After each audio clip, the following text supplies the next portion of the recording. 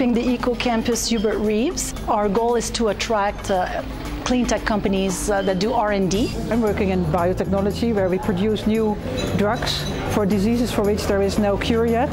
The Skolkovo Foundation is an attempt to combine our scientific school and spirit of entrepreneurship. Actually, we're right now in the middle of a strategic process that we are trying to develop our science park and take it a few steps higher. In Japan, right now, it's a very difficult situation because people distrust scientists and also government. That's going to be the place in North America.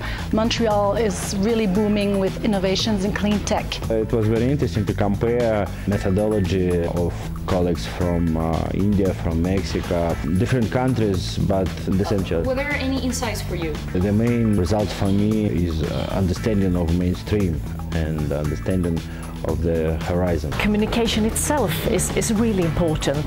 You need to focus on that as an entrepreneur. So we really try to help them to do that. We have to go from both sides. I think scientists must be more open and also more willing to speak to the audience and understand more that it's in their own interest to be open to the public. You just have to make people smile, make people laugh.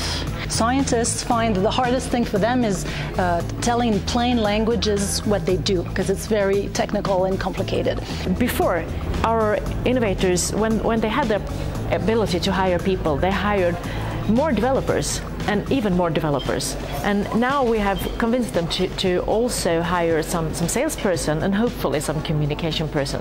And it's not just something as a pain in the ass that costs you a lot of time, but you have to communicate because they mostly live off public money, so that's one way. But also on the other hand, they must make sure that they are trustworthy, so they must be able to tell what they do with the money.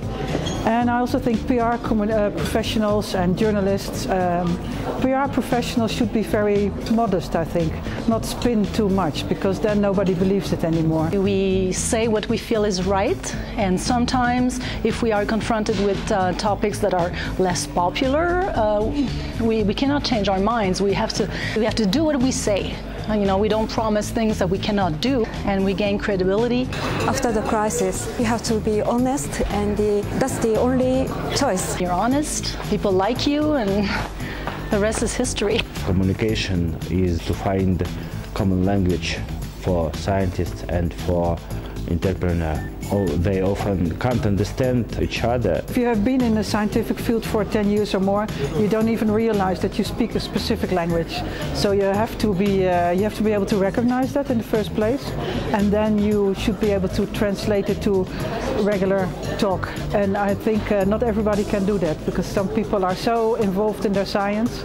There's always a solution, and it's very simple. It's not in complicated things.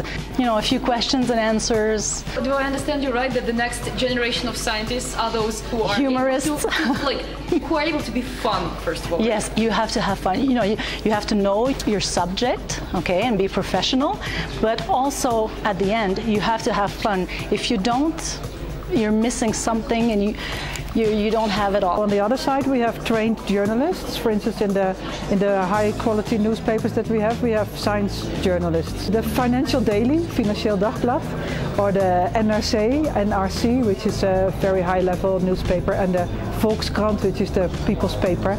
Those have the highest level of science communication. Our science communicators' mission is the same with the other countries, but the situation is now very strained after this 3.11 crisis, and we have to learn more about this communication, not only for science communication, but we need both of them in Japan now. I think that most innovations is made by people that really are in love with their technique and their inventions, and they need to focus on how to communicate it, how to communicate the problem. So what problem does it solve?